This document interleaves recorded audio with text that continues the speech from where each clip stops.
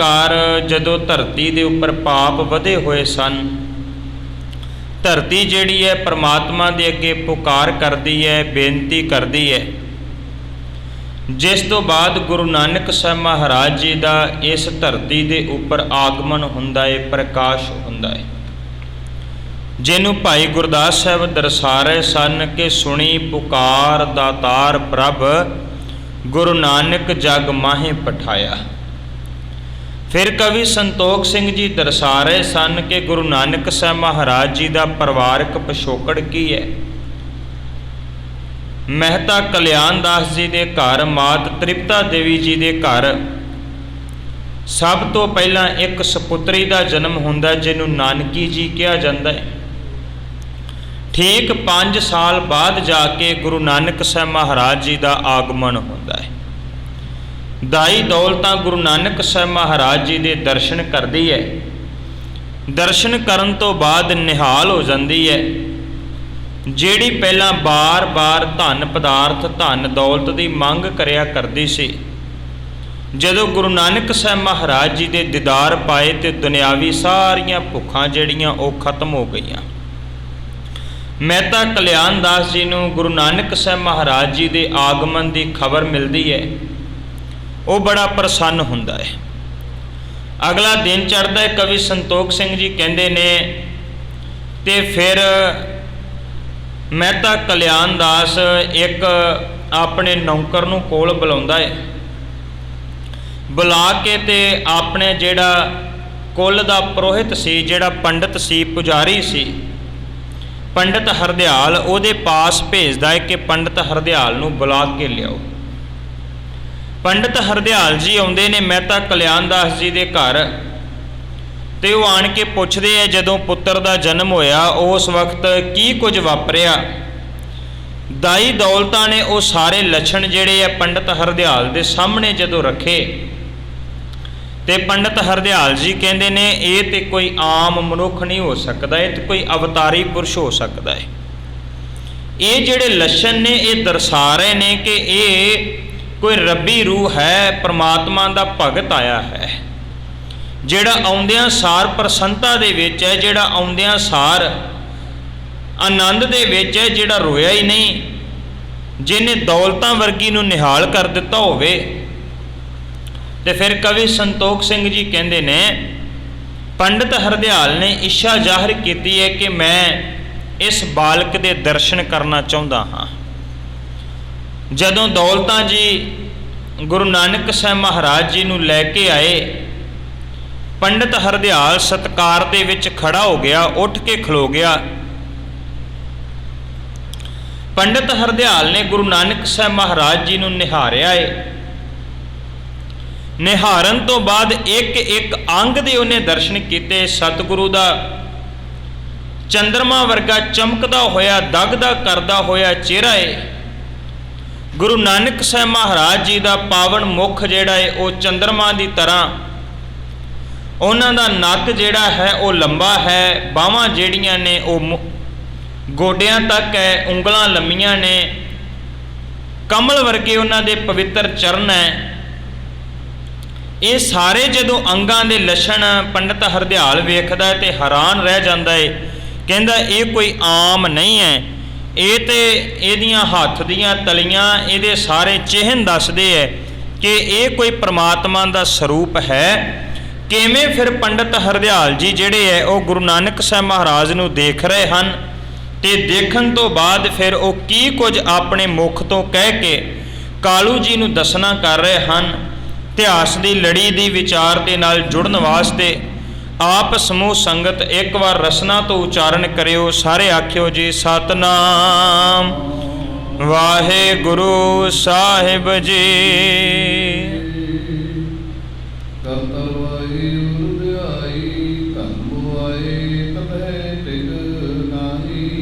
कवि संतोख सिंह जी कहते ने कि पंडित हरदयाल अपने मुख तो बोलते है। वो कहते कालू आ तेनू सुनावा तेरे पुत्र दे विच किहड़ियां किहड़ियां वडियाइयां ने।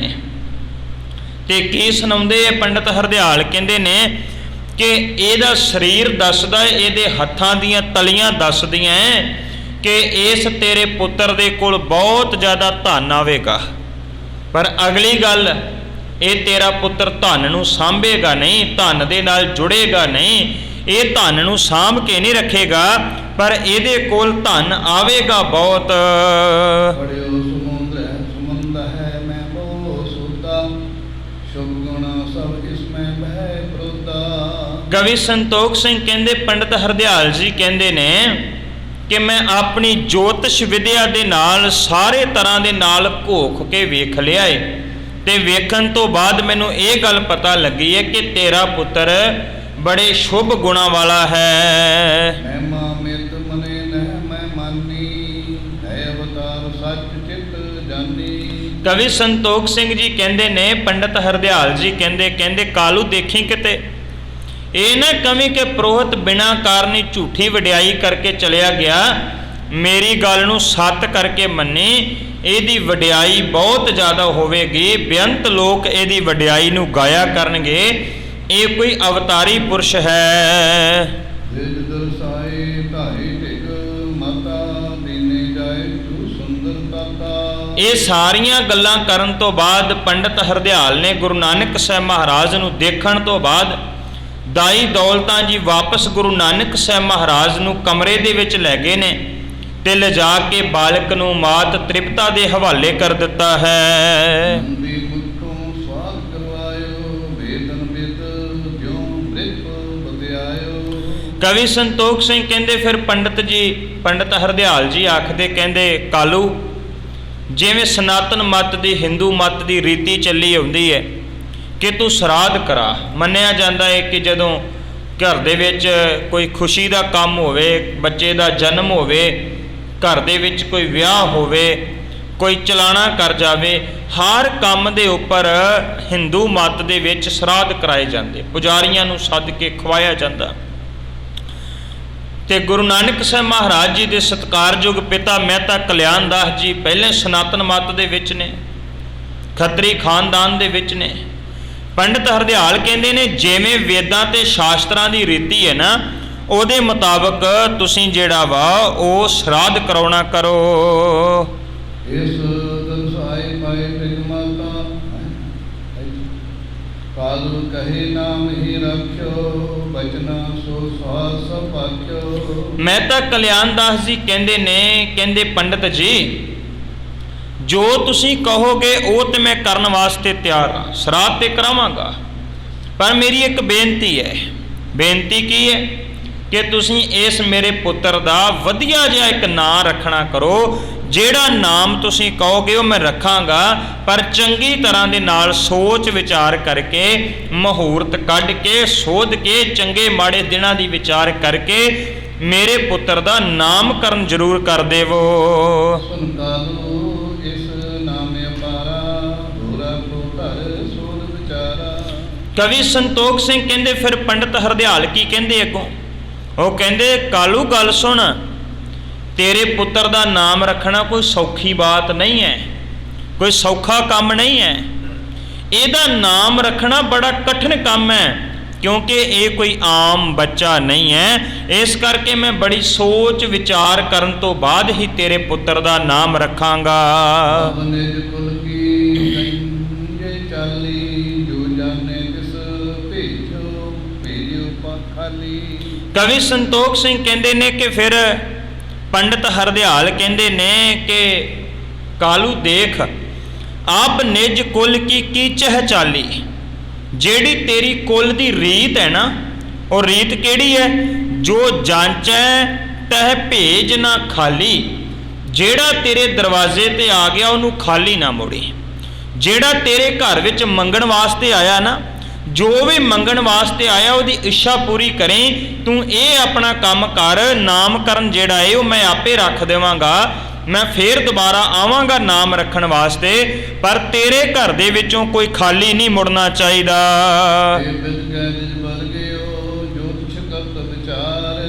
ਇਹ ਸਾਰੀਆਂ ਗੱਲਾਂ ਕਹਿ ਕੇ ਕਵੀ ਸੰਤੋਖ ਸਿੰਘ ਕਹਿੰਦੇ ਨੇ, ਪੰਡਤ ਹਰਦਿਆਲ ਜੀ ਆਪਣੇ ਘਰ ਨੂੰ ਤੁਰ ਪਏ ਹਨ।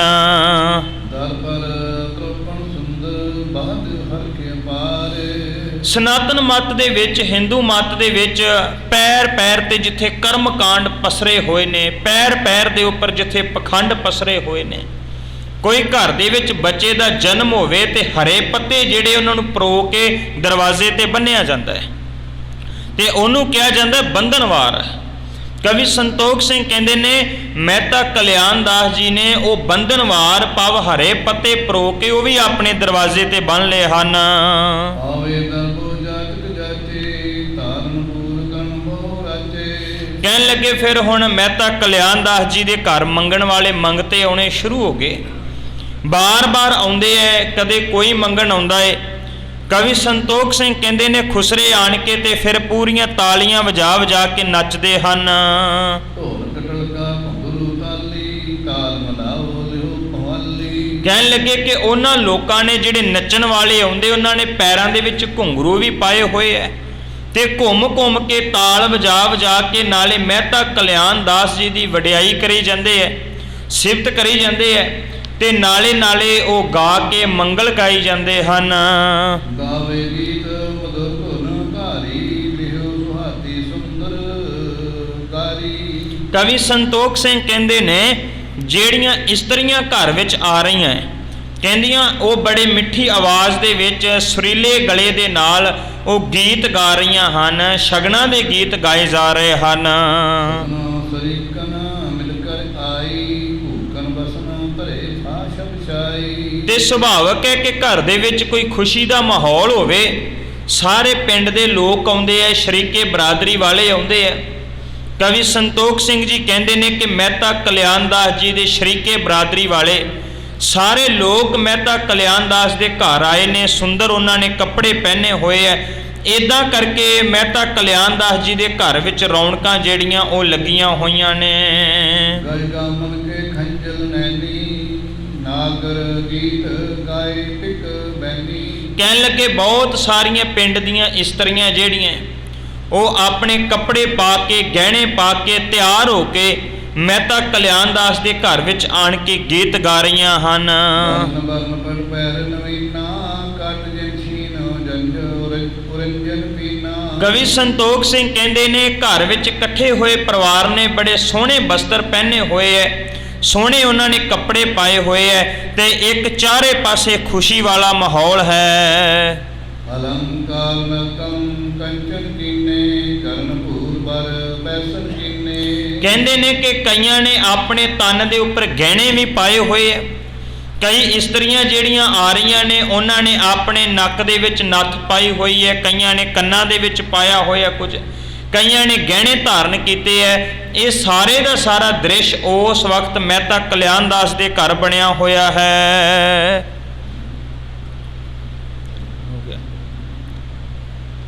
ਹਾਂਜੀ। ਪਈ ਪੌਨ ਮੈਂ ਭਾਰੀ ਭੀਰਾ ਬਿਉਸ਼ਾਇ ਕੀ ਪੁਨੀ ਕਬੀਰਾ। ਕਵੀ ਸੰਤੋਖ ਸਿੰਘ ਕਹਿੰਦੇ ਨੇ ਕਿ ਮਹਿਤਾ ਕਲਿਆਣ ਦਾਸ ਦੇ ਘਰ ਵਿੱਚ ਭੀੜ ਲੱਗੀ ਹੋਈ ਹੈ, ਬਹੁਤ ਸਾਰੇ ਲੋਕ ਜਿਹੜੇ ਇਕੱਠੇ ਹੋ ਕੇ ਬੜੇ ਉਤਸ਼ਾਹ ਦੇ ਨਾਲ ਉੱਚੀ ਆਵਾਜ਼ ਦੇ ਵਿੱਚ ਗਾ ਰਹੇ ਹਨ। ਕਪਟ ਬੈਜੈ ਦੇਵ ਸੁਬੁੱਧੀ ਗਾਵੇ ਮਨੋ ਜਗਤ ਸੁਖ ਬੁੱਧੀ। ਕਵੀ ਸੰਤੋਖ ਸਿੰਘ ਕਹਿੰਦੇ ਨੇ ਜਿਵੇਂ ਮੰਨਿਆ ਜਾਂਦਾ ਹੈ ਭਾਰਤ ਦੇ ਵਿੱਚ ਪੁਰਾਤਨ ਗਥਾਵਾਂ ਦੇ ਮੁਤਾਬਕ ਕਿ ਅਪਸ਼ਰਾ ਜਿਹੜੀਆਂ ਨੇ ਉਹ ਨਾਚ ਕਰਦੀਆਂ ਦੇਵਤਿਆਂ ਦੇ ਸਾਹਮਣੇ, ਇਦਾਂ ਇਹ ਸਾਰਾ ਜਿਵੇਂ ਭਾਰਤ ਦੇ ਵਿੱਚ ਪੁਰਾਤਨ ਤੌਰ ਤੇ ਮੰਨਿਆ ਜਾਂਦਾ ਸੀ। ਕਵੀ ਸੰਤੋਖ ਸਿੰਘ ਉਹਨਾਂ ਦੀ ਉਦਾਹਰਨ ਦੇ ਕੇ ਹਵਾਲਾ ਦੇ ਕੇ ਆਖ ਰਹੇ ਨੇ, ਕਹਿੰਦੇ ਐਵੇਂ ਮਹਿਤਾ ਕਲਿਆਣ ਦਾਸ ਦੇ ਘਰ ਵਿੱਚ ਉਹ ਸਾਰਾ ਕੁਝ ਹੋ ਰਿਹਾ ਹੈ ਜਿਵੇਂ ਮੰਨ ਲਓ ਇੱਕ ਸਵਰਗ ਵਰਗਾ ਮਾਹੌਲ ਬਣਿਆ ਹੋਵੇ।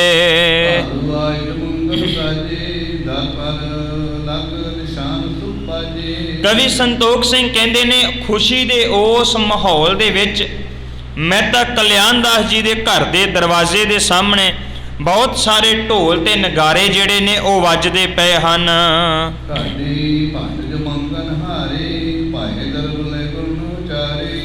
ਢਾਡੀ ਤੇ ਭੱਟ ਕਹਿੰਦੇ ਇਹ ਸਾਰੇ ਦੇ ਸਾਰੇ ਲੋਕ ਮੰਗਣ ਵਾਸਤੇ ਖੜੇ ਨੇ, ਵਾਰਾਂ ਗਾਇਨ ਕਰ ਕਰਕੇ ਜਿਹੜਾ ਏ ਉਹ ਖੁਸ਼ੀ ਦੇ ਨਾਲ ਮਹਿਤਾ ਕਲਿਆਣ ਦਾਸ ਦੇ ਕੋਲੋਂ ਮੰਗਦੇ ਪਏ ਐ। ਭਾਰਤ ਦੇ ਵਿੱਚ ਜਿਹੜੀ ਪੁਰਾਤਨਤਾ ਹੈ ਨਾ ਉਹਦੇ ਵਿੱਚ ਢਾਡੀ ਲੋਕ ਵੀ ਇਹੀ ਕੁਝ ਕਰਿਆ ਕਰਦੇ ਸੀ, ਢੱਡ ਵਜਾ ਕੇ ਸਰੰਗੀ ਵਜਾ ਕੇ ਰਾਜੇ ਮਹਾਰਾਜਿਆਂ ਦੀਆਂ ਵਾਰਾਂ ਗਾਉਣੀਆਂ, ਅਮੀਰ ਲੋਕਾਂ ਦੀਆਂ ਜਿਹੜੀਆਂ ਵਾਰਾਂ ਗਾਉਣੀਆਂ, ਕਿਸੇ ਦੇ ਜਨਮ 'ਤੇ ਜਾਣਾ, ਕਿਸੇ ਦੇ ਵਿਆਹ 'ਤੇ ਜਾਣਾ, ਤੇ ਉੱਥੇ ਵਾਰਾਂ ਗਾ ਗਾ ਕੇ ਉਹਨਾਂ ਲੋਕਾਂ ਨੂੰ ਪ੍ਰਸੰਨ ਕਰਕੇ, ਖੁਸ਼ ਕਰਕੇ ਉਹਨਾਂ ਦੇ ਕੋਲੋਂ ਪੈਸੇ ਇਕੱਠੇ ਕਰਨੇ। ਇੱਦਾਂ ਹੀ ਭੱਟ ਲੋਕ ਜਿਹੜੇ ਸਨ, ਜਿਹੜੇ ਭਾਰਤ ਦੇ ਵਿੱਚ ਰਹਿਣ ਵਾਲੇ, ਮੰਗਣ ਵਾਲੇ, ਕਿਸੇ ਦੀ ਵਡਿਆਈ ਕਰਦੇ, ਉਹਨੂੰ ਭੱਟ ਕਹਿੰਦੇ ਆ।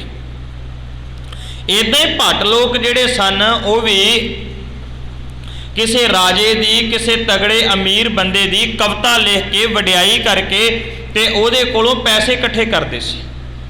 ਇਸਲਾਮ ਦੇ ਵਿੱਚ ਜਿਹੜਾ ਕਿਸੇ ਦੀ ਉਸਤਤ ਕਰਕੇ ਪੈਸੇ ਇਕੱਠੇ ਕਰਦਾ ਉਹਨੂੰ ਮਿਰਾਸੀ ਕਿਹਾ ਜਾਂਦਾ ਹੈ।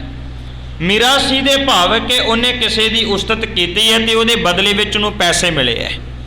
ਔਰ ਜਿਹੜਾ ਭਾਰਤ ਦੇ ਵਿੱਚ ਇੱਦਾਂ ਕਰਦਾ ਹੈ ਉਹਨੂੰ ਭੱਟ ਕਿਹਾ ਜਾਂਦਾ ਹੈ। ਇਹ ਵੱਖਰੀ ਬਾਤ ਹੈ ਕਿ ਗੁਰੂ ਨਾਨਕ ਸਾਹਿਬ ਮਹਾਰਾਜ ਦੇ ਘਰ ਨੇ, ਜਿਹਨੂੰ ਲੋਕ ਮੰਗਣ ਵਾਲਾ ਕਹਿੰਦੇ ਸੀ, ਗੁਰੂ ਨਾਨਕ ਸਾਹਿਬ ਨੇ ਉਹਨੂੰ ਵੀ ਆਪਣੇ ਨਾਲ ਲਾ ਕੇ ਮਰਦਾਨਾ ਬਣਾਤਾ। ਤੇ ਜਿਹੜੇ ਭਾਰਤ ਦੇ ਵਿੱਚ ਲੋਕਾਂ ਦੀ ਵਡਿਆਈ ਕਰਕੇ ਪੈਸੇ ਇਕੱਠੇ ਕਰਦੇ ਉਹ ਭੱਟ, ਜਦੋਂ ਗੁਰੂ ਅਰਜਨ ਸਾਹਿਬ ਮਹਾਰਾਜ ਦੀ ਸ਼ਰਨ ਵਿੱਚ ਆ ਗਏ ਨਾ, ਉਹਨਾਂ ਵੇਖਿਆ ਐਦੋਂ ਵੱਡਾ ਵਧੀਆ ਦਰਬਾਰ ਤੇ ਹੋਰ ਕੋਈ ਹੋ ਹੀ ਨਹੀਂ ਸਕਦਾ। ਇਸੇ ਕਰਕੇ ਉਹਨਾਂ ਨੇ ਗੁਰੂ ਅਰਜਨ ਸਾਹਿਬ ਮਹਾਰਾਜ ਦੇ ਦਰਬਾਰ ਵਿੱਚ ਆਣ ਕੇ 5 ਗੁਰੂ ਸਾਹਿਬਾਨ ਦੀ ਉਸਤਤ ਲਿਖੀ। ਤੇ ਵੱਡੀ ਗੱਲ ਇਹ ਸੀ, ਗੁਰੂ ਨਾਨਕ ਸਾਹਿਬ ਦੇ ਘਰ ਦੀ ਉਸਤਤ ਲਿਖਣ ਤੋਂ ਬਾਅਦ ਦੁਨੀਆ ਦੀ ਵਡਿਆਈ, ਝੂਠੀ ਤੇ ਫੋਕੀ ਵਡਿਆਈ ਕਰਨੀ ਉਹਨਾਂ ਨੇ ਛੱਡ ਦਿੱਤੀ।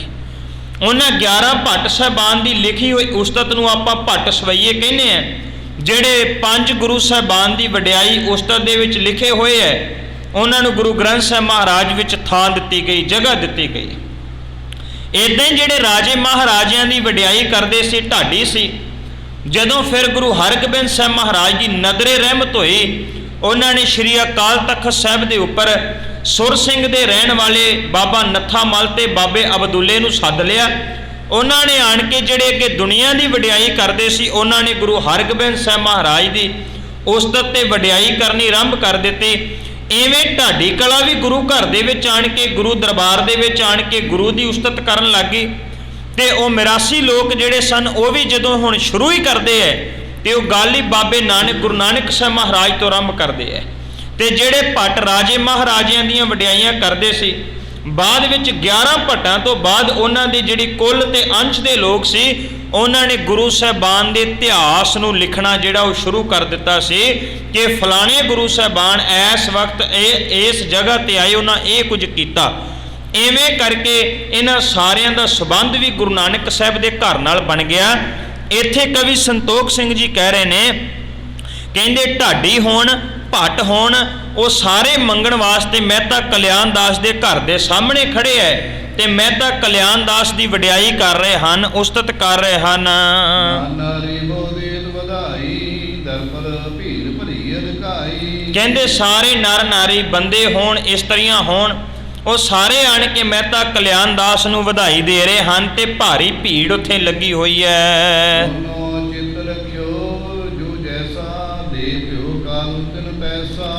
ਜਿਵੇਂ ਦਾ ਬੰਦਾ ਚੱਲ ਕੇ ਮਹਿਤਾ ਕਲਿਆਣ ਦਾਸ ਜੀ ਦੇ ਸਾਹਮਣੇ ਆਉਂਦਾ ਹੈ, ਮਹਿਤਾ ਕਲਿਆਣ ਦਾਸ ਉਦਾਂ ਦਾ ਦਾਨ ਉਹਨੂੰ ਦੇ ਦਿੰਦੇ, ਉਹਨੇ ਇੱਕ ਪੈਸੇ ਉਹਨੂੰ ਦੇ ਦਿੰਦੇ, ਜਿੰਨੇ ਕਦੇ ਨਾਲ ਸਰਦਾ ਹੋਵੇ, ਜਿੰਨੇ ਕੁ ਉਹਨੂੰ ਚਾਹੀਦੇ ਹੋਣ। ਜਿੱਦਾਂ ਦਾ ਮੰਗਤਾ ਆਇਆ ਮਹਿਤਾ ਕਲਿਆਣ ਦਾਸ ਨੇ ਉਵੇਂ ਦੀ ਉਹਨੂੰ ਭਿੱਖਿਆ ਦਿੱਤੀ ਹੈ।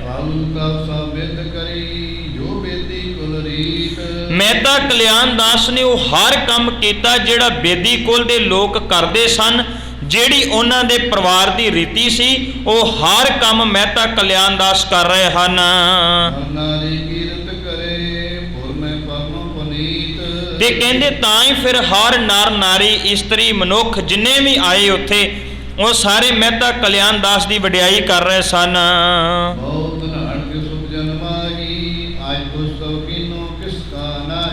ਤੇ ਸੱਚ ਇਹ ਨਾ, ਕਿਸੇ ਦੇ ਘਰ ਵਿੱਚ ਕੋਈ ਪ੍ਰੋਗਰਾਮ ਹੋਵੇ ਤੇ ਹੋਣ ਤੋਂ ਬਾਅਦ ਲੋਕ ਜਿਹੜੇ ਜਦੋਂ ਤੁਰਨ ਲੱਗਦੇ ਨੇ ਫਿਰ ਆਪਸ ਵਿੱਚ ਗੱਲਾਂ ਕਰਦੇ, ਚੰਗਾ ਹੋਇਆ, ਮਾੜਾ ਹੋਇਆ, ਕਿੱਦਾਂ ਦਾ ਹੋਇਆ। ਜੇ ਤੇ ਬਹੁਤੇ ਸਵਾਦਲੇ ਭੋਜਨ ਜਿਹੜੇ ਚੱਖੇ ਹੋਣ ਤੇ ਫਿਰ ਜਿਹੜੇ ਮੂੰਹ ਦੇ ਨਾਲ ਮੂੰਹ ਜੋੜ ਜੋੜ ਕੇ ਗੱਲਾਂ ਕਰਦੇ ਵੀ ਬਹੁਤ ਕਮਾਲ ਕਰਤੀ, ਵੱਟ ਕੱਢ ਕੇ ਰੱਖਦੇ। ਤੇ ਜੇ ਕਿਤੇ ਥੋੜਾ ਜਿਹਾ ਖਾਣ ਪੀਣ ਢਿੱਲਾ ਹੋਵੇ, ਕੋਈ ਆਓ ਭਗਤ ਨਾ ਆਈ ਹੋਵੇ, ਨਾ ਕਿਹਾ ਗਿਆ ਹੋਵੇ, ਤੇ ਉਹੀ ਲੋਕ ਗੱਲਾਂ ਕਰਦੇ, ਕੀਤਾ ਕਿ ਕੱਖ ਵੀ ਨਹੀਂ ਕੀਤਾ, ਉਹ ਹੋ ਗਿਆ ਜੇ, ਸਾਰਾ ਕੁਝ ਹੁੰਦਾ ਹੈ। ਕਵੀ ਸੰਤੋਖ ਸਿੰਘ ਕਹਿੰਦੇ ਨੇ ਹੁਣ ਲੋਕ ਮੂੰਹ ਦੇ ਨਾਲ ਮੂੰਹ ਜੋੜ ਕੇ ਗੱਲਾਂ ਕਰ ਰਹੇ ਨੇ ਵੀ ਜਿੱਦਾਂ ਦਾ ਕੰਮ ਮਹਿਤਾ ਕਲਿਆਣਦਾਸ ਨੇ ਕੀਤਾ ਕਦੇ ਕੋਈ ਨਹੀਂ ਕਰ ਸਕਿਆ। ਇਸ ਤੋਂ ਪਹਿਲਾਂ ਵੀ ਵੱਡੇ ਵੱਡੇ ਲੋਕਾਂ ਦੇ ਘਰ 'ਚ ਪੁੱਤਰ ਜੰਮੇ ਹੋਣਗੇ, ਪਰ ਜੋ ਕੁਝ ਮਹਿਤਾ ਕਲਿਆਣਦਾਸ ਨੇ ਕੀਤਾ ਇਹਨੇ ਆਪਣੇ ਪੁੱਤਰ ਦੇ ਜਨਮ ਦੇ ਉੱਪਰ ਇਦਾਂ ਦਾ ਕੰਮ ਹੋਰ ਕਿਧਰੇ ਵੀ ਨਹੀਂ ਵੇਖਿਆ।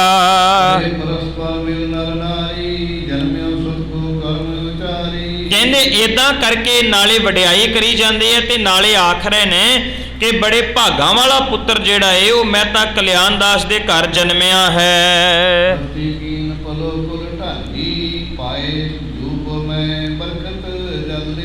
ਕਵੀ ਸੰਤੋਖ ਸਿੰਘ ਕਹਿੰਦੇ ਹੁਣ ਸਨਾਤਨ ਮਤ ਦੀ ਇੱਕ ਹੋਰ ਰੀਤੀ ਹੈ, ਕਹਿੰਦੇ ਉਹ ਹੈ ਕਿ ਛਟੀ। ਕਹਿੰਦੇ ਇਹ ਵੀ ਰਸਮ ਜਿਹੜੀ ਹੈ ਮਹਿਤਾ ਕਲਿਆਣਦਾਸ ਨੇ ਕੀਤੀ ਤੇ ਉਹ ਰਸਮ ਚੌਲ ਪਾ ਕੇ ਜਿਹੜੀ ਹੈ ਉਹ ਇਦਾਂ ਕਰਕੇ ਕੀਤੀ ਜਾਂਦੀ ਹੈ ਤੇ ਇਹ ਵੀ ਮਾਤਾ ਤ੍ਰਿਪਤਾ ਦੇ ਕੋਲੋਂ ਕਰਵਾਈ ਜਾਂਦੀ ਹੈ।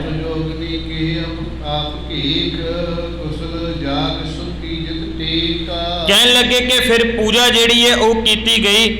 ਉਹ ਜਿਹੜੀ ਪੂਜਾ ਹੈ ਉਹ ਆਪ ਕਰਕੇ ਤੇ ਮਾਤ ਤ੍ਰਿਪਤਾ ਦੇਵੀ ਜਿਹੜੇ ਹਨ ਉਹ ਚੌਲ ਦਾਨ ਕਰਦੇ ਤੇ ਇਹ ਸਾਰੀਆਂ ਪੂਜਾ ਜਿਹੜੀਆਂ ਵੀ ਉਸ ਵਕਤ ਬੇਦੀ ਕੁਲ ਦੇ ਲੋਕ ਕਰਦੇ ਸੀ ਉਹ ਸਾਰੇ ਕਾਰਨਾਮੇ ਮਹਿਤਾ ਕਲਿਆਣਦਾਸ ਜੀ ਨੇ ਕੀਤੇ ਹਨ।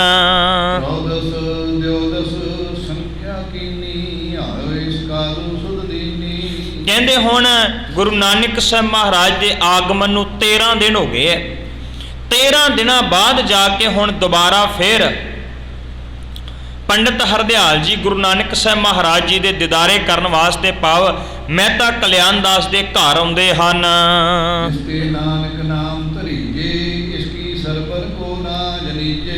ਕਵੀ ਸੰਤੋਖ ਸਿੰਘ ਕਹਿੰਦੇ ਪੰਡਿਤ ਹਰਦਿਆਲ ਨੇ ਮਹਿਤਾ ਕਲਿਆਣਦਾਸ ਨੂੰ ਕੋਲ ਸੱਦਿਆ, ਸੱਦ ਕੇ ਇੱਕ ਗੱਲ ਆਖੀ। ਕਹਿਣ ਲੱਗੇ ਕਿ ਕਲਿਆਣਦਾਸ ਮੈਂ ਤੇਰੇ ਪੁੱਤਰ ਦਾ ਨਾਮ ਦੱਸਣ ਲੱਗਿਆ। ਮਹਿਤਾ ਕਲਿਆਣਦਾਸ ਨਾਮ ਸੁਣਨ ਵਾਸਤੇ ਉਤਾਵਲਾ ਹੋਇਆ ਕਿ ਕਿਹੋ ਜਿਹਾ ਨਾਮ ਜਿਹੜਾ ਬੇਦੀ ਕੁਲ ਦੇ ਵਿੱਚ ਰੀਤੀ ਦੇ ਮੁਤਾਬਕ ਰੱਖਿਆ ਜਾਵੇਗਾ। ਤੇ ਪੰਡਿਤ ਹਰਦਿਆਲ ਜੀ ਕਹਿੰਦੇ ਨੇ ਕਿ ਦੇਖ ਤੇਰੇ ਪੁੱਤਰ ਦਾ ਨਾਮ ਨਾਨਕ ਰੱਖਿਆ ਹੈ। ਪੰਡਿਤ ਕਹਿ ਜੋ ਪੁਆਇਓ ਚੋਲਾ ਤਸ ਕਾਲ ਮੁਕੇ ਬਚ ਬੋਲਾ।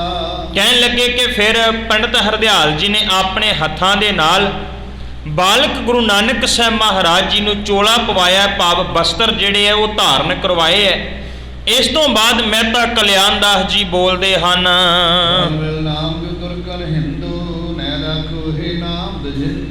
ਕਵੀ ਸੰਤੋਖ ਸਿੰਘ ਕਹਿੰਦੇ ਨੇ ਕਿ ਫਿਰ ਮਹਿਤਾ ਕਲਿਆਣਦਾਸ ਕਹਿੰਦੇ ਪੰਡਿਤ ਹਰਦਿਆਲ ਜੀ ਨੂੰ, ਪੰਡਿਤ ਜੀ ਇਹ ਕਿੱਦਾਂ ਦਾ ਨਾਂ ਰੱਖਤਾ? ਇਹ ਨਾ ਹਿੰਦੂਆਂ ਦਾ ਨਾਮ ਹੈ ਨਾ ਮੁਸਲਮਾਨਾਂ ਦਾ ਨਾਮ ਹੈ, ਇਹ ਰਲਿਆ ਮਿਲਿਆ ਜਿਹਾ ਨਾਮ ਕਿੱਦਾਂ ਦਾ ਤੁਸੀਂ ਰੱਖ ਦਿੱਤਾ ਹੈ?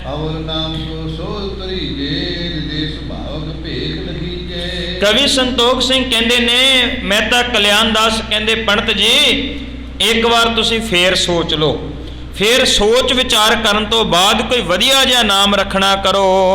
ਜੋ ਖਤਰੀ ਕੇ ਕੋਲ ਭਲ ਲਾਗੇ ਧਰੋ ਨਾਮ ਅਸ ਵਿਪਰ ਸੁਭਾਗੇ। ਕਹਿੰਦੇ ਵੀ ਇਦਾਂ ਦਾ ਨਾਮ ਰੱਖੋ ਜਿਹੜਾ ਸਾਡੀ ਖੱਤਰੀ ਕੁਲ ਦੇ ਨਾਲ ਮੇਚ ਖਾਂਦਾ ਹੋਵੇ, ਜਿਹੜਾ ਸਾਡੀ ਬੇਦੀ ਕੁਲ ਦੇ ਲੋਕਾਂ ਦੇ ਨਾਲ ਰਲਦਾ ਮਿਲਦਾ ਹੋਵੇ। ਇਦਾਂ ਦਾ ਨਾਮ ਜਿਹੜਾ ਉਹ ਤੁਸੀਂ ਰੱਖਣਾ ਕਰੋ।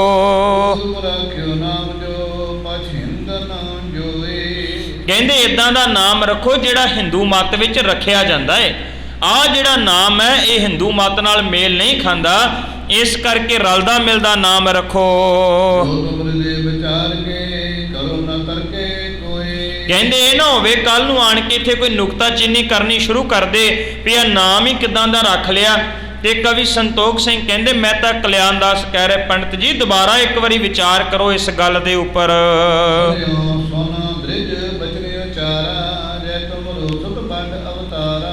ਮਹਿਤਾ ਕਲਿਆਣਦਾਸ ਦੀ ਇਸ ਗੱਲ ਨੂੰ ਸੁਣ ਕੇ ਫਿਰ ਪੰਡਿਤ ਹਰਦਿਆਲ ਬੋਲਦੇ ਐ, ਕਹਿੰਦੇ ਨੇ ਕਿ ਦੇਖ ਕਾਲੂ ਤੇਰਾ ਪੁੱਤਰ ਕੋਈ ਅਵਤਾਰੀ ਪੁਰਸ਼ ਹੈ। ਰਾਮ ਕ੍ਰਿਸ਼ਨ ਅਵਤਾਰ ਜੋ ਹਰਿ ਕਾ ਪੂਜਨ ਹਿੰਦੂ ਸੋ ਮਾਨੇ ਫੁਰਕਾ। ਕਹਿੰਦੇ ਕਿ ਦੇਖ ਭਾਰਤ ਦੇ ਵਿੱਚ ਜਿਹੜੇ ਸਭ ਤੋਂ ਵੱਡੇ ਦੋ ਅਵਤਾਰ ਮੰਨੇ ਗਏ ਨਾ, ਉਹਨਾਂ ਦੇ ਵਿੱਚ ਇੱਕ ਸ਼੍ਰੀ ਕ੍ਰਿਸ਼ਨ ਜੀ ਹੈ ਤੇ ਇੱਕ ਨੇ ਸ਼੍ਰੀ ਰਾਮਚੰਦਰ ਜੀ। ਕਹਿੰਦੇ ਉਹਨਾਂ ਨੂੰ ਦੋਵਾਂ ਨੂੰ ਸ਼੍ਰੀ ਰਾਮਚੰਦਰ ਤੇ ਸ਼੍ਰੀ ਕ੍ਰਿਸ਼ਨ ਜੀ ਨੂੰ ਕੇਵਲ ਤੇ ਕੇਵਲ ਹਿੰਦੂ ਲੋਕ ਪੂਜਦੇ ਆ, ਕਦੇ ਮੁਸਲਮਾਨ ਨਹੀਂ ਪੂਜਣਗੇ, ਤੁਰਕ ਨਹੀਂ ਪੂਜਣਗੇ, ਕਹਿੰਦੇ ਕੇਵਲ ਹਿੰਦੂ ਹੀ ਪੂਜਦੇ ਹਨ। ਇਸ ਸਿਸ ਕੋ ਮਾਨੇਗੇ ਦੋ ਹਿੰਦੂ ਦ੍ਰਿਸ਼ੇ ਹੋਏ ਸਭ ਸੋ। ਕਹਿਣ ਲੱਗੇ ਕਿ ਪੰਡਤ ਹਰਦਿਆਲ ਜੀ ਕਹਿੰਦੇ ਨੇ, ਕਹਿੰਦੇ ਵੇਖ ਕਾਲੂ, ਪਰ ਜਿਹੜਾ ਤੇਰੇ ਘਰ ਵਿੱਚ ਪੁੱਤਰ ਜਨਮਿਆ ਹੈ ਨਾ, ਸ਼੍ਰੀ ਰਾਮਚੰਦਰ ਤੇ ਸ਼੍ਰੀ ਕ੍ਰਿਸ਼ਨ ਨੂੰ ਤੇ ਇਕੱਲੇ ਹਿੰਦੂ ਮੰਨਦੇ ਆ, ਮੁਸਲਮਾਨ ਨਹੀਂ ਮੰਨ ਸਕਦੇ, ਪਰ ਤੇਰੇ ਘਰ ਵਿੱਚ ਪੈਦਾ ਹੋਣ ਵਾਲੇ ਪੁੱਤਰ ਨੂੰ ਦੋਵੇਂ ਹੀ ਮੰਨਿਆ ਕਰਨਗੇ, ਹਿੰਦੂ ਹੋਣ ਜਾਂ ਮੁਸਲਮਾਨ ਹੋਣ, ਇਹ ਦੋਵੇਂ ਹੀ ਤੇਰੇ ਪੁੱਤਰ ਦੇ ਸਿੱਖ ਹੋਣਗੇ। ਚਰਨ ਬੋਧ ਕੀ ਨਿਆਈ ਪਾਰ ਪਰੇ ਪਰਮਾਰਥ ਪਾਈ। ਕਹਿਣ ਲੱਗੇ ਤੇਰੇ ਪੁੱਤਰ ਦੇ ਚਰਨ ਜਿਹੜੇ ਆ ਨਾ, ਉਹ ਜਹਾਜ਼ ਦੀ ਤਰ੍ਹਾਂ ਹੈ, ਤੇ ਜਹਾਜ਼ ਦੇ ਵਿੱਚ ਜਿਹੜਾ ਸਵਾਰ ਹੋ ਜਾਵੇ ਉਹ ਇੱਕ ਸਮੁੰਦਰ ਤੋਂ ਪਾਰ ਹੋ ਜਾਂਦਾ ਹੈ। ਭਾਵ ਗੁਰੂ ਨਾਨਕ ਸਾਹਿਬ ਮਹਾਰਾਜ ਜੀ ਦੇ ਚਰਨਾਂ ਵਿੱਚ ਉਹ ਬਰਕਤਾਂ ਨੇ ਜਿਹਦੇ ਨਾਲ ਮਨੁੱਖ ਸੰਸਾਰ ਸਮੁੰਦਰ ਤੋਂ ਪਾਰ ਹੋ ਜਾਇਆ ਕਰੇਗਾ। ਕਰੇ ਤਰੇ ਭਵ ਸਾਗਰ ਸਕਲ ਜਗਤ ਮੈਂ ਹੋਏ ਉਜਾਗਰ। ਸਤਿਗੁਰੂ ਦੀ ਬਾਣੀ ਦਾ ਵੀ ਪਾਵਨ ਫੈਸਲਾ ਹੈ ਨਾ। ਮਹਾਰਾਜ ਕਹਿੰਦੇ ਗੁਰ ਕੈ ਚਰਨ ਜੀ ਕਾ ਨਿਸਤਾਰਾ। ਗੁਰੂ ਦੇ ਚਰਨ ਜਿਹੜੇ ਆ ਉਹ ਜਿੰਦ ਨੂੰ, ਜੀਵ ਨੂੰ ਪਾਰ ਲਾ ਦਿੰਦੇ, ਉਹਦਾ ਪਾਰ ਉਤਾਰਾ ਕਰ ਦਿੰਦੇ ਐ। ਤੇ ਕਵੀ ਸੰਤੋਖ ਸਿੰਘ ਜੀ ਕਹਿੰਦੇ, ਪੰਡਤ ਹਰਦਿਆਲ ਕਹਿ ਰਹੇ ਨੇ, ਜਿਹੜਾ ਜਿਹੜਾ ਇਹਦੀ ਸੰਗਤ ਕਰੇਗਾ ਉਹ ਭਵ ਸਾਗਰ ਤੋਂ ਪਾਰ ਹੋ ਜਾਇਆ ਕਰੇਗਾ, ਉਹਦਾ ਮੁਖ ਉਜਲਾ ਹੋਵੇਗਾ। ਵੰਡਨ ਭੂਮ ਆਕਾਸ਼ ਮੈਂ ਹੋਏ ਅਜਿਤ ਪ੍ਰਤਾਪ। ਕਹਿਣ ਲੱਗੇ ਕਿ ਇਹ ਲੋਕਾਂ ਨੂੰ ਖੁਸ਼ੀਆਂ ਵੰਡਣ ਵਾਲਾ ਹੋਵੇਗਾ, ਇਹਦਾ ਪ੍ਰਤਾਪ ਬਹੁਤ ਜ਼ਿਆਦਾ ਹੋਵੇਗਾ, ਧਰਤੀ ਤੇ ਵੀ ਆਕਾਸ਼ ਦੇ ਵਿੱਚ ਵੀ। ਪਰਮ ਪੁਰਾਤਨ ਪੁਰਖ ਪਰ ਮਾਨਵ ਗ੍ਰਹਿ ਜਾਪ। ਕਹਿਣ ਲੱਗੇ ਇਹ ਪਰਮ ਪੁਰਖ ਹੋਵੇਗਾ, ਵੱਡਾ ਭਾਰੀ ਪੁਰਖ ਹੋਵੇਗਾ, ਲੋਕ ਇਹਦਾ ਨਾਮ ਜਪਿਆ ਕਰਨਗੇ। ਗੋਗਰ ਸਾਗਰ ਮਾਰਗ ਦੇਵੀ ਇਸ ਬਾਸਰਿਆ ਇਸ ਜੈ ਮਹਿ। ਕਹਿਣ ਲੱਗੇ ਚਾਹੇ ਪਹਾੜ ਹੋਣ, ਚਾਹੇ ਜੰਗਲ ਹੋਣ, ਚਾਹੇ ਸਾਗਰ ਹੋਣ, ਜਿੱਥੋਂ ਦੀ ਲੰਘਿਆ ਕਰੇਗਾ ਉਹ ਵੱਡੇ ਵੱਡੇ ਪਹਾੜ ਆਪਣੇ ਆਪ ਰਸਤਾ ਛੱਡ ਦਿਆ ਕਰਨਗੇ। ਦਿਨ ਤੇ ਰਾਤ ਤੇਰੇ ਪੁੱਤਰ ਦੇ ਹੁਕਮ ਵਿੱਚ ਚੱਲਿਆ ਕਰਨਗੇ। ਨਾਨਕ ਨਾਮ ਜਾਗੇ ਮੈਂ ਰੱਖਿਓ ਵਿਰਾਮ।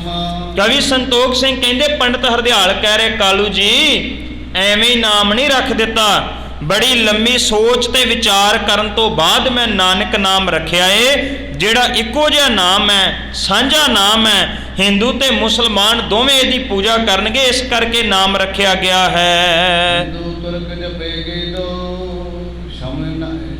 ਸ਼ਾਮਲ ਨਾਮ ਇਹ ਜਾਨੋ ਦੋ। ਕਹਿਣ ਲੱਗੇ ਇਸ ਕਰਕੇ ਹਿੰਦੂ ਤੇ ਮੁਸਲਮਾਨ ਦੋਵਾਂ ਦਾ ਇੱਕ ਸਾਂਝਾ ਨਾਮ ਕੱਢ ਕੇ ਰੱਖ ਦਿੱਤਾ ਹੈ, ਤਾਂ ਕਿ ਦੋਵੇਂ ਇਹਨੂੰ ਜਪਣਗੇ, ਦੋਵਾਂ ਦਾ ਇਹ ਸਾਂਝਾ ਹੋਵੇਗਾ। ਆਪਤਰੀ ਮੈਂ ਸੁਭਬਤਾ ਜੋਰੀ ਹੈ ਭਾਖੀ ਖਿਆਤਾ। ਕਹਿਣ ਲੱਗੇ ਜੋ ਕੁਝ ਪੰਡਤ ਹਰਦਿਆਲ ਕਹਿੰਦੇ, ਕਾਲੂ ਜੀ ਮੈਂ ਹੁਣ ਤੱਕ ਜੋ ਕੁਝ ਵੇਖਿਆ, ਅੰਦਾਜ਼ਾ ਲਾਇਆ, ਜੋ ਕੁਝ ਸੁਣਿਆ, ਉਹਦੇ ਮੁਤਾਬਕ ਮੈਂ ਸਾਰੀਆਂ ਗੱਲਾਂ ਤੈਨੂੰ ਪ੍ਰਗਟ ਕਰਕੇ, ਪ੍ਰਤੱਖ ਕਰਕੇ ਆਖ ਦਿੱਤੀਆਂ ਹਨ।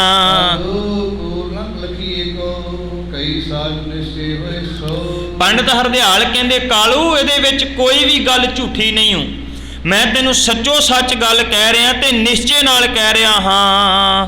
ਨਾਨਕ ਨਾਮ ਅਰਥ ਸੁਣੀਏ ਪਰਮ ਭਰਨ ਭਰਪੂਰ ਮੈਂ ਬੁਨੀਏ। ਮੈਂ ਤਾਂ ਕਲਿਆਣ ਦਾਸ ਜੀ ਨੂੰ ਪੰਡਤ ਹਰਦਿਆਲ ਕਹਿੰਦੇ ਕਾਲੂ ਸੁਣ, ਫਿਰ ਜੇ ਤੂੰ ਨਾਨਕ ਦੇ ਅਰਥ ਸੁਣਨਾ ਚਾਹੁੰਦਾ ਹੈ ਮੈਂ ਤੈਨੂੰ ਦੱਸਦਾ ਨਾਨਕ ਦੇ ਅਰਥ ਕੀ ਹੋਣਗੇ, ਧਿਆਨ ਦੇ ਨਾਲ ਸੁਣਨਾ ਕਰੇ। ਪ੍ਰਾਗ ਦੋਨ ਕਾਲ ਨਾ ਪ੍ਰਮਾਨ ਅਭਿਮਾਨ ਜਾਣਾ। ਕਵੀ ਸੰਤੋਖ ਸਿੰਘ ਜੀ ਹੁਣ ਕਬਿੱਤ ਦੇ ਰਾਹੀਂ ਗੁਰੂ ਨਾਨਕ ਸਾਹਿਬ ਮਹਾਰਾਜ ਜੀ ਦੇ ਨਾਮ ਦੇ ਅਰਥ ਕਰਦੇ ਹੈ। ਕਹਿੰਦੇ ਵੀ ਇਹਦੇ ਵਿੱਚ ਪਹਿਲਾ ਅੱਖਰ ਹੈ ਨੰਨਾ, ਤੇ ਨੰਨੇ ਦਾ ਅਰਥ ਹੈ ਪੁਰਖ। ਤਾਹੂ ਤੇ ਆਕਾਰ ਲੈ ਅਨਕ ਪੁਨ ਤੀਨ ਹੈ। ਕਵੀ ਸੰਤੋਖ ਸਿੰਘ ਜੀ ਕਹਿੰਦੇ ਨੇ ਕਿ ਪਹਿਲਾ ਵੀ ਨੰਨਾ ਹੈ, ਫਿਰ ਦੂਸਰਾ ਫਿਰ ਨੰਨਾ ਹੈ, ਪਰ ਉਹਦੇ ਵਿੱਚ ਇੱਕ ਕੰਨਾ ਲੱਗਾ ਹੋਇਆ ਹੈ। ਕਹਿੰਦੇ ਕੰਨੇ ਦਾ ਭਾਵ ਤੂੰ ਐੜਾ ਗਿਣ ਲੈਣਾ ਕਰ। ਦੂਸਰੇ ਨਕਾਰ ਤੇ ਨਿਕਾਰ ਕੇ ਆਕਾਰ। ਕਹਿਣ ਲੱਗੇ ਜਿਹੜਾ ਦੂਸਰਾ ਨੰਨਾ ਹੈ ਉਹਦੇ ਨਾਲ ਤੂੰ ਜਦੋਂ ਐੜਾ ਜੋੜਨਾ ਕਰੇਗਾ ਤਾਂ ਫਿਰ ਵੇਖੀ ਕੀ ਕੀ ਅੱਖਰ ਬਣਦੇ ਹਨ। ਕਿਉ ਪਿਉ ਅਨ ਆਪ ਚਾਰ ਬਚਨ ਸੁਨ ਕੀਨ ਹੈ। ਕਵੀ ਸੰਤੋਖ ਸਿੰਘ ਕਹਿੰਦੇ ਨੇ ਕਿ ਪਹਿਲੇ ਨੰਨੇ ਦੇ ਨਾਲ ਵੀ ਐੜਾ ਲੱਗ ਗਿਆ ਤੇ ਅਗਲੇ ਨੰਨੇ ਦੇ ਨਾਲ ਵੀ ਐੜਾ ਲੱਗ ਗਿਆ, ਤੇ ਬਣੇਗਾ ਕੀ, ਐੜਾ ਤੇ ਨੰਨਾ ਅੰਨ, ਤੇ ਅਗਲਾ ਬਣੇਗਾ ਐੜਾ ਤੇ ਕੱਕਾ ਅੱਕ, ਅੰਨ ਅੱਕ। ਇਦਾਂ ਕਰਕੇ ਕਵੀ ਸੰਤੋਖ ਸਿੰਘ ਜੀ ਅਰਥ ਕਰ ਰਹੇ ਹਨ। ਆਕ ਨਾਮ ਦੁਖ ਕੋ ਬਦਤ ਹੈ ਜਗਤ ਮਦ।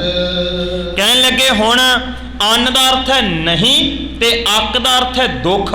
ਇਹ ਜਿਹੜਾ ਤੇਰਾ ਪੁੱਤਰ ਹੈ ਨਾ, ਅੰਨ ਤੇ ਅੱਗ ਭਾਵ ਇਹਨੂੰ ਕੋਈ ਦੁੱਖ ਨਹੀਂ ਹੋਵੇਗਾ। ਜਾ ਨਾਨਕ ਨਹੀਂ ਦੁਖ ਸਦਾ ਸੁਖ ਲੀਨ ਹੈ। ਇਹ ਨਾਨਕ ਦਾ ਅਰਥ ਹੈ ਅੰਨ ਅੱਗ ਦੁੱਖ ਨਹੀਂ ਹੋਵੇਗਾ, ਇਹ ਜਿਹੜਾ ਸੁੱਖਾਂ ਦੇ ਵਿੱਚ ਲੀਨ ਹੋਵੇਗਾ, ਪ੍ਰਮਾਤਮਾ ਦੀ ਭਗਤੀ ਵਿੱਚ ਲੀਨ ਹੋਣ ਵਾਲਾ ਏ, ਇਹਨੂੰ ਕੋਈ ਵੀ ਦੁੱਖ ਸਤਾ ਨਹੀਂ ਸਕੇਗਾ। ਨਾਨਕ ਨਾਮ ਕੋ ਅਰਥ ਚੀਨ। ਕਵੀ ਸੰਤੋਖ ਸਿੰਘ ਕਹਿੰਦੇ ਨੇ ਇਹ ਹੈ ਨਾਨਕ ਦੇ ਅਰਥ, ਅੰਨ ਤੇ ਅੱਗ ਨਹੀਂ ਦੁੱਖ। ਨਾਨਕ ਨੂੰ ਕੋਈ ਦੁੱਖ ਨਹੀਂ ਹੋਵੇਗਾ, ਬਲਕਿ ਦੁਨੀਆ ਦੇ ਦੁੱਖ ਕੱਟਣ ਵਾਲਾ ਹੋਵੇਗਾ। ਕਹਿੰਦੇ ਨਾਲੇ ਪ੍ਰਮਾਤਮਾ ਦੀ ਭਗਤੀ ਦੇ ਵਿੱਚ ਲੀਨ ਹੋਵੇਗਾ, ਪ੍ਰਮਾਤਮਾ ਦੀ ਭਗਤੀ ਕਰਨ ਵਾਲਾ ਹੋਵੇਗਾ। ਇੱਥੇ ਤੇ ਕਵੀ ਸੰਤੋਖ ਸਿੰਘ ਜੀ ਨੇ ਅਰਥ ਕਰ ਦਿੱਤੇ, ਅੰਨ ਅੱਕ ਭਾਵ ਨਹੀਂ ਦੁੱਖ। ਨਾਨਕ ਨਾਮ ਦਾ ਅਰਥ ਹੈ ਦੁੱਖ ਕੋਈ ਨਹੀਂ। ਸਿੱਖ ਪੰਥ ਦੇ ਮਹਾਨ ਵਿਦਵਾਨ ਭਾਈ ਸਾਹਿਬ ਭਾਈ ਨੰਦ ਲਾਲ ਸਾਹਿਬ ਜੀ, ਉਹਨਾਂ ਨੇ ਵੀ ਇੱਕ ਮੁਬਾਰਕ ਬਚਨ ਲਿਖਿਆ, ਇੱਕ ਸ਼ੇਰ ਲਿਖਿਆ ਉਹਨਾਂ ਨੇ ਆਪਣੇ ਹੀ ਅੰਦਾਜ਼ ਦੇ ਵਿੱਚ।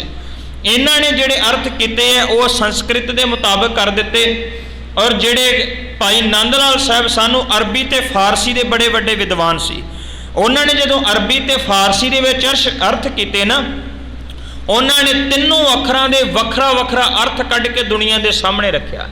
ਭਾਈ ਨੰਦ ਲਾਲ ਸਾਹਿਬ ਦਾ ਬਚਨ ਹੈ, ਉਹ ਕਹਿੰਦੇ ਨੇ ਹਾਰ ਦੋਏ ਨੂਨੇ ਨਾਮ ਪਾਸ਼ਕ ਨੀਮੋ ਨਸੀਰ ਅਲਫ ਮਿਆਨੋ ਹੱਦ ਕਾਫ ਆਖਰੀ ਰਾ ਕਬੀਰ। ਕਹਿੰਦੇ ਨੇ ਕਿ ਦੋ ਨੰਨੇ ਇੱਕ ਕੱਕਾ ਤੇ ਇੱਕ ਕੰਨਾ ਲੱਗਾ ਹੋਇਆ ਹੈ, ਭਾਵ 3.5 ਅੱਖਰ ਬਣਦੇ ਆ ਨਾਨਕ ਨਾਮ ਦੇ। ਤੇ ਕਵੀ ਸੰਤੋਖ ਸਿੰਘ ਜੀ ਜਿਵੇਂ ਇੱਥੇ ਸੰਸਕ੍ਰਿਤ ਦੇ ਵਿੱਚ ਅਰਥ ਕਰ ਰਹੇ ਨਾ, ਐਵੇਂ ਭਾਈ ਸਾਹਿਬ ਭਾਈ ਨੰਦ ਲਾਲ ਸਾਹਿਬ ਜੀ ਅਰਬੀ ਤੇ ਫਾਰਸੀ ਚ ਅਰਥ ਕਰਦੇ ਆ। ਉਹ ਕਹਿੰਦੇ ਪਹਿਲਾ ਨੰਨਾ, ਨੰਨੇ ਦਾ ਅਰਥ ਹੈ ਨੀਮ, ਦੂਸਰਾ ਨੰਨਾ ਉਹਦਾ ਅਰਥ ਹੈ ਨਸੀਰ, ਤੇ ਕੱਕੇ ਦਾ ਅਰਥ ਹੈ ਕਬੀਰ। ਇਹਦਾ ਭਾਵ ਕੀ ਹੈ? ਭਾਈ ਨੰਦ ਲਾਲ ਸਾਹਿਬ ਕਹਿੰਦੇ ਪਹਿਲਾ ਨੰਨਾ ਕਹਿੰਦਾ ਨੀਮ, ਨੀਮ ਦਾ ਅਰਥ ਨਿਆਮਤਾਂ ਦੇਣ ਵਾਲਾ, ਨਿਆਮਤਾਂ ਦਾ ਅਰਥ ਖੁਸ਼ੀਆਂ ਵੰਡਣ ਵਾਲਾ। ਕਹਿੰਦੇ ਗੁਰੂ ਨਾਨਕ ਸਾਹਿਬ ਮਹਾਰਾਜ ਜੀ ਦੇ ਨਾਮ ਦਾ ਪਹਿਲਾ ਅੱਖਰ ਨੰਨਾ ਕਹਿ ਰਿਹਾ ਹੈ ਕਿ ਗੁਰੂ ਨਾਨਕ ਸਾਹਿਬ ਖੁਸ਼ੀਆਂ ਵੰਡਣ ਵਾਲੇ ਹੋਣਗੇ। ਦੂਸਰਾ ਅਰਥ ਹੈ ਨੀਮ ਦਾ ਭਾਵ ਖੁਸ਼ੀਆਂ ਦੇਣ ਵਾਲਾ, ਦੂਸਰਾ ਅਰਥ ਹੈ ਨਸੀਰ। ਦੂਸਰਾ ਨੰਨਾ ਕਹਿ ਰਿਹਾ ਨਸੀਰ ਦਾ ਅਰਥ ਹੈ ਮਦਦਗਾਰ, ਗੁਰੂ ਨਾਨਕ ਸਾਹਿਬ ਦੁਨੀਆ ਦੇ ਮਦਦਗਾਰ ਹੋਣਗੇ। ਤੇ ਕੱਕੇ ਦਾ ਭਾਵ ਕਬੀਰ, ਕਬੀਰ ਦਾ ਭਾਵ ਹੁੰਦਾ ਵੱਡਾ, ਗੁਰੂ ਨਾਨਕ ਸਾਹਿਬ ਮਹਾਰਾਜ ਸਭ ਤੋਂ ਵੱਡੇ ਹੋਣਗੇ। ਤੇ ਜਿਹੜਾ ਲੱਗਾ ਹੋਇਆ ਅਲਫ, ਅਲਫ ਦਾ ਅਰਥ ਕੰਨਾ ਕਹਿ ਰਿਹਾ ਹੈ, ਇੱਕੋ ਇੱਕ ਗੁਰੂ ਨਾਨਕ ਸਾਹਿਬ ਹੈ। ਗੁਰੂ ਨਾਨਕ ਸਾਹਿਬ ਵਰਗਾ ਦੁਨੀਆ ਦੇ ਉੱਤੇ ਦੂਸਰਾ ਹੋਰ ਹੋ ਹੀ ਕੋਈ ਨਹੀਂ ਸਕਦਾ। ਭਾਈ ਨੰਦ ਲਾਲ ਸਾਹਿਬ ਕਹਿੰਦੇ ਨੇ 3.5 ਅੱਖਰਾਂ ਦੇ ਵੱਖਰੇ ਵੱਖਰੇ ਅਰਥ ਹੈ। ਗੁਰੂ ਨਾਨਕ ਸਾਹਿਬ, ਨਾਨਕ ਦਾ ਅਰਥ ਹੈ ਖੁਸ਼ੀਆਂ ਦੇਣ ਵਾਲਾ, ਗੁਰੂ ਨਾਨਕ ਸਾਹਿਬ ਦੇ ਦੂਸਰੇ ਨੰਨੇ ਦਾ ਅਰਥ ਹੈ ਕਿ ਮਦਦਗਾਰ, ਕੱਕੇ ਦਾ ਅਰਥ ਹੈ ਕਬੀਰ ਵੱਡਾ, ਤੇ ਕੰਨਾ ਕਹਿ ਰਿਹਾ ਇੱਕੋ ਇੱਕ ਗੁਰੂ ਨਾਨਕ ਸਾਹਿਬ, ਉਹਨਾਂ ਵਰਗਾ ਦੂਸਰਾ ਕੋਈ ਨਹੀਂ ਹੈ। ਇਦਾਂ ਕਰਕੇ ਕਵੀ ਸੰਤੋਖ ਸਿੰਘ ਜੀ ਸੰਸਕ੍ਰਿਤ ਦੇ ਵਿੱਚ ਅਰਥ ਕਰਕੇ ਕਹਿ ਰਹੇ ਹਨ ਕਿ ਨਾਨਕ ਦਾ ਅਰਥ ਹੈ ਦੁੱਖਾਂ ਤੋਂ ਰਹਿਤ, ਜਿਹਨੂੰ ਦੁਨੀਆ ਦਾ ਕੋਈ ਦੁੱਖ ਨਹੀਂ ਲੱਗ ਸਕਦਾ। ਕਹਿੰਦੇ ਫਿਰ ਪੰਡਤ ਨੇ, ਪੁਜਾਰੀ ਨੇ, ਪੰਡਤ ਹਰਦਿਆਲ ਜੀ ਨੇ ਬੜੇ ਆਦਰ ਦੇ ਨਾਲ, ਪ੍ਰਸੰਨਤਾ ਦੇ ਨਾਲ ਇਹ ਅਰਥ ਕਰਕੇ ਕਾਲੂ ਨੂੰ ਦੱਸੇ ਹਨ। ਉਸ ਤੋਂ ਬਾਅਦ ਮਹਿਤਾ ਕਾਲੂ ਜੀ ਨੇ ਪੰਡਤ ਹਰਦਿਆਲ ਨੂੰ ਉਹਨਾਂ ਦੀ ਭੇਟਾ ਦਿੱਤੀ ਹੈ, ਤੇ ਮਹਿਤਾ ਕਲਿਆਣ ਦਾਸ ਦੇ ਕੋਲੋਂ ਭੇਟਾ ਲੈ ਕੇ ਉਹ ਜਿਹੜੇ ਪੰਡਤ ਹਰਦਿਆਲ ਜੀ ਹਨ ਆਪਣੇ ਘਰ ਨੂੰ ਤੁਰ ਪਏ ਹਨ।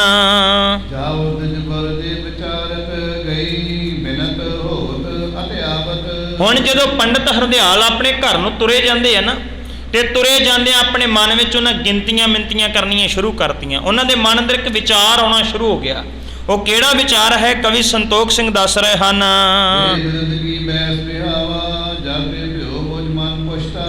ਕਵੀ ਸੰਤੋਖ ਸਿੰਘ ਕਹਿੰਦੇ ਵੀ ਪੰਡਤ ਹਰਦਿਆਲ ਦੇ ਮਨ ਵਿੱਚ ਨਾ ਪਛਤਾਵਾ ਆਉਣ ਲੱਗ ਗਿਆ। ਬੜੇ ਹੈਰਾਨ ਹੋਵਾਂਗੇ ਵੀ ਪਛਤਾਵਾ ਕਿਸ ਗੱਲ ਦਾ ਆਉਣ ਲੱਗ ਗਿਆ। ਤੇ ਕਵੀ ਸੰਤੋਖ ਸਿੰਘ ਕਹਿੰਦੇ ਪੰਡਤ ਹਰਦਿਆਲ ਸੋਚਦਾ ਵੀ ਮੈਂ ਬਜ਼ੁਰਗ ਹੋ ਗਿਆ, ਹੁਣ ਬੁੱਢਾ ਹੋ ਗਿਆ। ਕਿਉਂ ਸੋਚ ਰਹੇ ਹਨ? ਕਵੀ ਸੰਤੋਖ ਸਿੰਘ ਦੱਸ ਰਹੇ ਹਨ।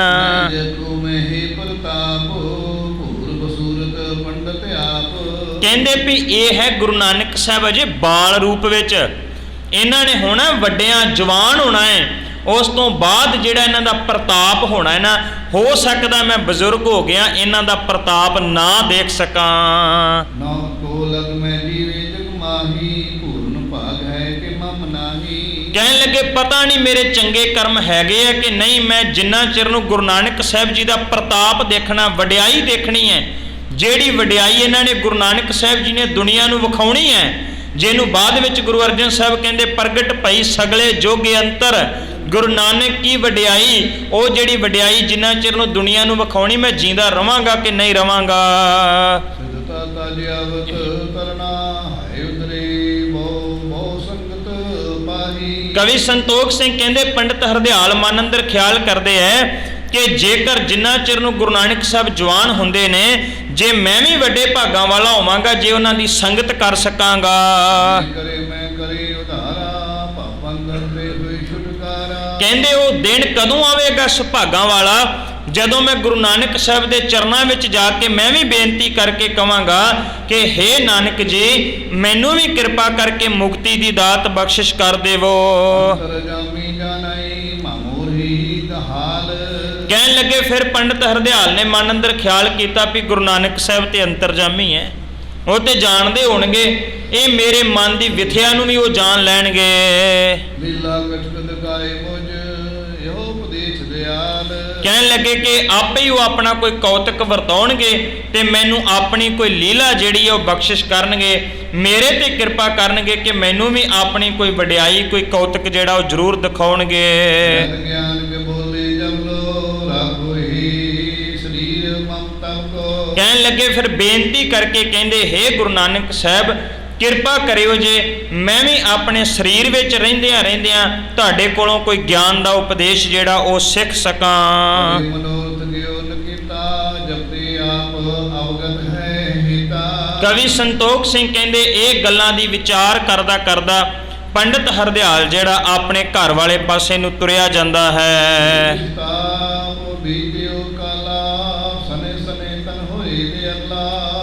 ਪੰਡਿਤ ਹਰਦਿਆਲ ਦੇ ਮਨ ਅੰਦਰ ਇਹ ਖਵਾਸ਼ ਜਿਹੜੀ ਹੈ, ਇਹ ਇੱਛਾ ਜਿਹੜੀ ਹੈ, ਉਹ ਸਦਾ ਹੀ ਪ੍ਰਬਲ ਰਹੀ, ਸਦਾ ਹੀ ਉਹ ਮਨ ਅੰਦਰ ਚਿਤਵਦੇ ਰਹੇ ਕਿ ਮੈਂ ਗੁਰੂ ਨਾਨਕ ਸਾਹਿਬ ਜੀ ਦੇ ਕੋਲੋਂ ਗਿਆਨ ਜਿਹੜਾ ਹੈ ਉਹ ਪ੍ਰਾਪਤ ਕਰਨਾ ਹੈ।